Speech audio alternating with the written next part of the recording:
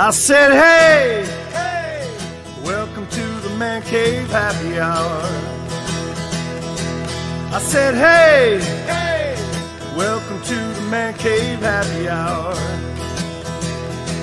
We're gonna drink a fine whiskey and smoke a really fine cigar.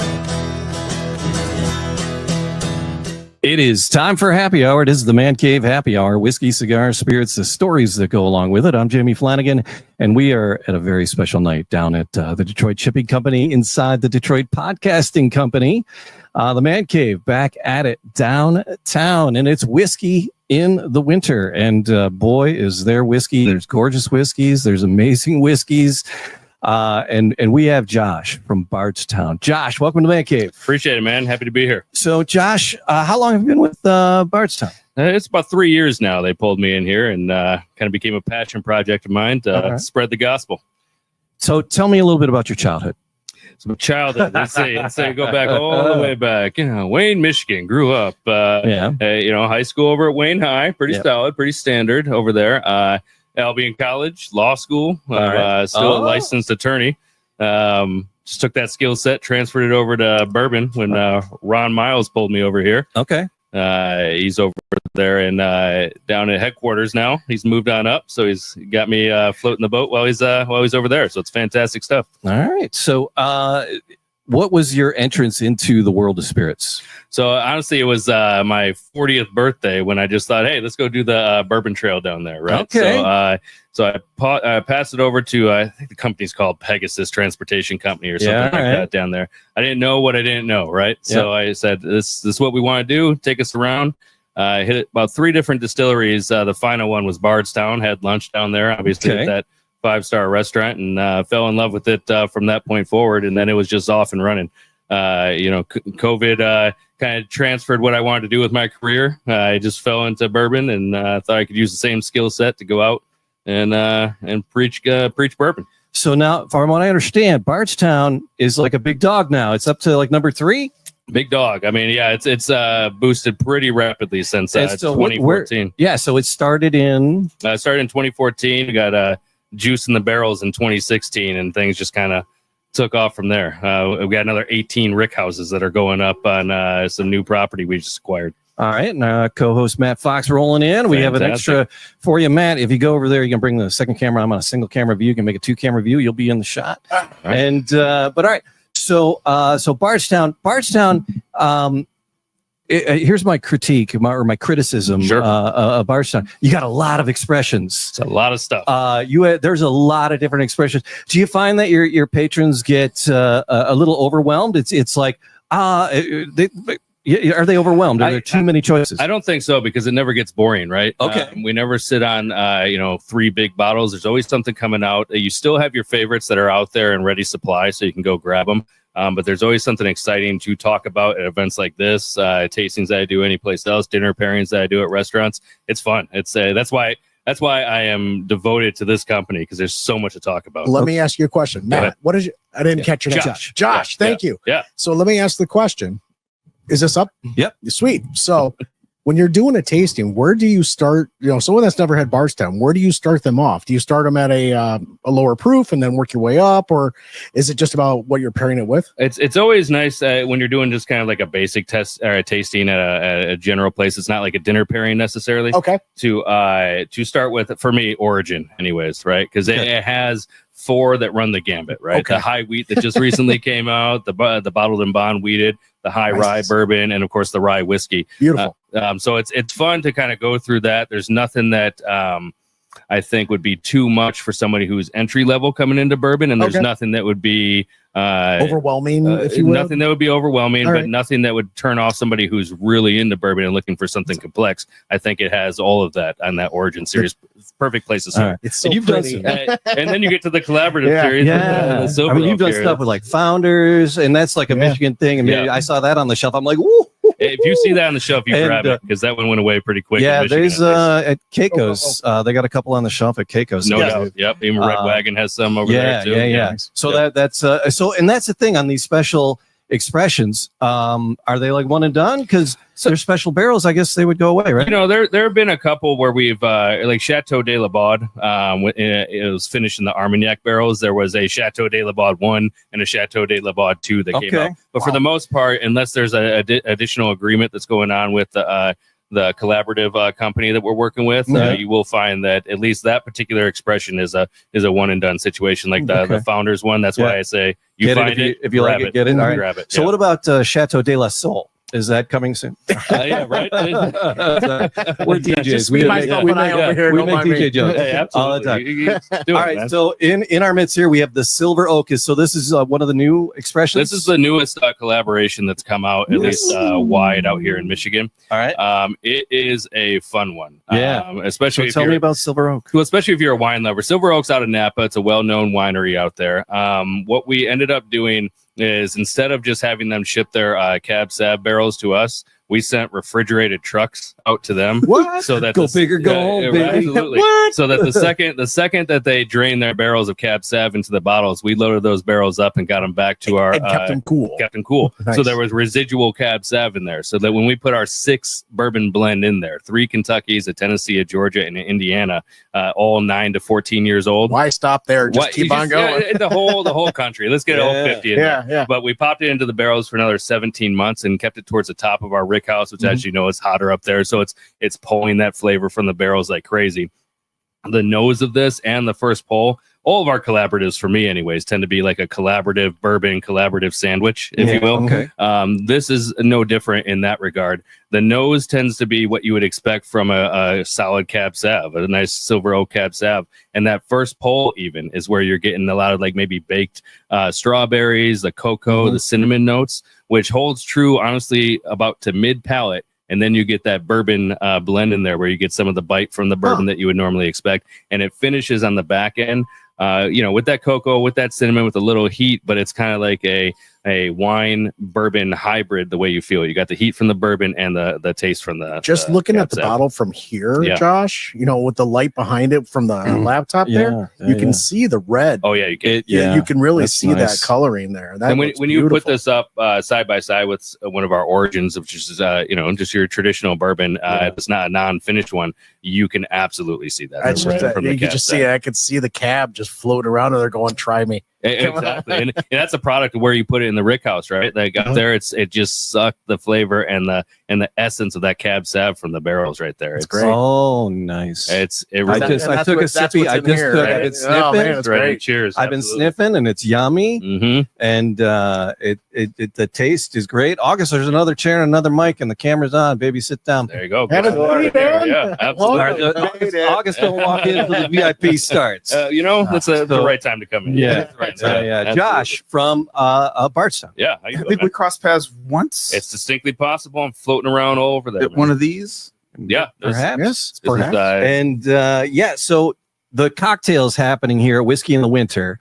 What's happening with the cocktails? Because hang on, I'm going to tell you what's happening. What's happening is I don't have a sample cup. Yeah, that's what's happening. There you go. There you go. There you go. Fair. No, I mean we are close. Yeah, we're close. Hey, I'm right across the way. You come over. I'll hit up a little more later on. Just sits on the opposite. There you go. So what cocktails? And does Bardstown make a good cocktail? 100%. The ones that are rolling over there are the Origin series that they're doing with. You're probably not going to want to mix this fella. I wouldn't. I mean, the best way to enjoy bourbons, however the hell you like it, of course. Yeah. But I wouldn't do it. Right. But over there they have there's one they're using the high rye bourbon for, the 36% rye in the mash bill. It's more one that it's a lighter one, if you will, right? There's some lime juice in there. They asked if they should use the wheateds for that, and I said, I don't really think that would blend too well. I think the wheateds are, they're rich, they're hearty. And I think the lime juice is something that lends itself better to that high rye bourbon. So they're doing that one over there. And then they have a wheated Boulevardier that they're doing as well with the Bottled and Bond, which is 20% wheat. I told them they could probably, change out the high wheat too if they wanted to do that as well. That's at 39% wheat. It's the highest wheat content of any mash bill in Kentucky. And what is it? What's that? What's the mash bill on that? So it's 39% wheat. Obviously, the majority corn. It is about 5% malted barley in there. So, 39%. 39%, it's up there. And while it doesn't necessarily add additional sweetness for me anyways, I think what it does do is provide a very viscous, silky mouthfeel, and it keeps that finish kind of up higher. It's a 106 proof. So while you get a Kentucky hug, right, it's a higher one, right? Right. And it's a shorter finish, so it keeps you coming back to that bottle, by design, of course, right? Let's do it. So on the second sip, I'm getting like a rye taste in here. I'm getting that spicy wheat, maybe even weedy. So yes, and if you look at the mash bill with the 3 Kentuckys, the second dominant grain in all of them is rye. So you are going to get that rye. You're going to get like towards that back end is where some of that cinnamon from that you would normally expect from a good rye is going to kind of come forward too. Blend nicely with the cab sav with the little cocoa. Each next sip is different. Is I'm more on sip 1, so my tongue is still numb. Yeah, that's you got all the pain that sensors, second, right? that second and third sip are it's interesting things going on right in the middle. Yeah. Okay. It's lingering. It's hanging around in such a splendid way. It really is. It really so is. the Bardstown Silver Oak Collaborative Series. This has a nice etching on the back of it. Do all of them have that on the special series, or is that just special? So honestly, all of the bottles that we have a nice etching on it, specific to the particular bottle, right? Okay, so if you look at the Origin bottle and bond being a wheated, it has actually the oak tree type of oak tree that we would get the barrels from. The high wheat has wheat, and then the high rye has rye on the back of it. The collaborations you'll find have something specific to the collaborative company, right? So that you would probably find that seen in Silver Oak. Our Foursquare collaboration has like a profile or a picture of the Foursquare distillery down in Barbados. Yeah. Specific to the collab, you always find something on the back. That's of the very bottle. cool. All right. So as we're here at the Detroit Podcasting Company inside the Detroit Shipping Company for Say that whiskey four more in times the fast. winter. Yeah, at I least know I'm 4. going to get through it, and we're digging it on the Man Cave Happy Hour. Josh, thanks for being in here. As people go in to buy the Bardstown, when they get the Origin, where's it coming in at? And then when you get into the collaborative series, where are we coming in at? So Stateman for Origin, you're going to find anywhere from $49.95 to a little bit higher for the bottled and bond. Okay. You'll find it $50 to $52, $52.50. That's not wrecking anybody. Anybody's drinking this kind of whiskey that ain't wrecking no one's pocket. That's an everyday bottle. That's an everyday bottle. Right? Yeah, absolutely. The collaborations are going to be up there a little more, right? $159.95 is the Stateman for the collaborative series. We keep that pretty consistent, right? The Discovery comes in at $129, $139.9 for Stateman, the Discovery series, but the collaborative is always going to be like those 3 price points. And the right Discovery series are. So we have, I think we're up to 12 now in the Discovery there's a lot series. of expressions. Yeah. I said it seems like it's too much. It's never. You would think Pump so, the brakes, right? Josh. You would think so. I want to have those. I want to have those brakes removed. Just keep going. The slogan for the mantra for Bardstown Bourbon Company is never stand still. Fair up. That's it. We aren't. We don't. All right, but Discovery. Tell Put still in quotes. Yeah, sure. Why not? Sure. Let's do that. But so the Discovery is 12, 15, 12. Discovery 12 just recently came out. Fair That play. one, if you find a bottle of that flying somewhere around, grab it. I think we had 53 cases come to Michigan. Oh, okay. So while it's not an allocated bottle, it's one that we actually don't have allocated Fewer bottles. and further between. Fewer and further between. If Okay. you find it, grab it. It's a special one. There is actually a 4 grain in that blend, and what makes it a discovery? The Discovery is discovering the art of blending, which we've essentially okay. perfected. All right, For a while there, blending was a bad word in Sure, the bourbon right. community. Yeah, no. We've changed that. Doesn't bother me one if bit. it- I Never know does. you- Me I either. know Me you- either. So Never blended had whiskey, blended bourbons are still bourbons. 100%. If they so if they meet all the requirements of The a bourbon. A through G is a bourbon, and So, you're all good right, to go. yeah, KGB. Sorry, so they'll be blended. All right, Yeah. fair play. Absolutely. And again, we're not professionals. Sure. That's the reason we do this is At so what, we can learn. It's what? something you are. Wait. Professionals at drinking at the- generally. Oh yeah. Yes. But the ins and outs and the specifics of the bourbons is that's why we like to talk to people. What's the sommelier of bourbon called? get us on? An Irishman? Hey, I'm one of them. I'm an Irishman. Stave and Thief. You get Stave and Thief certified. I don't That's know what it is. Okay, I was kind of kidding, but I knew there was something. Certification. Yeah. I forget if there's a title that goes along with that. That alone is Professional full certification. drinker. I mean, aren't we all that? Nope. It's great. My liver's more professional than I am at this point. All right, so where all fine bourbons are sold, Yeah. you can find it. What about the distillery itself? Open tours. Totally. It's one of my favorite places, adult Disneyland down there. Well, that's what you said. You said you went there 40th birthday and got hooked. I did, absolutely, rapidly. It's one of the only Napa experiences, maybe the only Napa experience along the whole Bourbon Trail. There's a 5-star restaurant attached to it. There's multiple experiences that you could do. My favorite is the whiskey thieving experience. Well, they'll take you into the rick house. They'll pull out 4 barrels. And you could do this 4 times in a month and get 4 different barrels each time.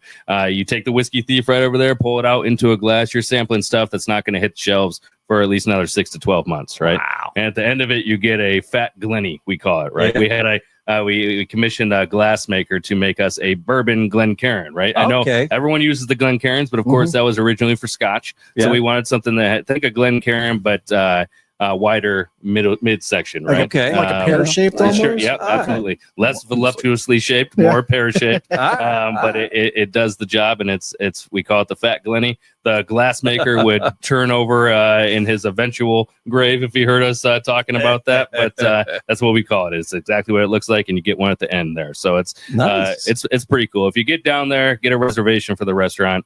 Fantastic stuff. It's top notch. And then the website, I'm trying to see if it's on here. I'm sure BardstownBourbon.com. BardstownBourbon.com. All right. Yeah. And then there's a QR code, and it says right there, never stand still. There you go. On the label. I wasn't lying. Let's do keep moving. Fair play. All right, Josh, thanks so much. I know you got a busy night ahead. Yeah, appreciate it. Selling this story to a lot of people. I'd imagine it's not going to be a hard sell. It's not. No. Nights like this tend to go pretty easily, so it's good. Yeah. All right, thanks for taking a couple minutes here. And Absolutely. It's the Man Cave. I'm Jamie Flanagan. I'm Matt Fox. I'm just got here, but I'm August Gitschlack. All right, cheers. Hey, guys.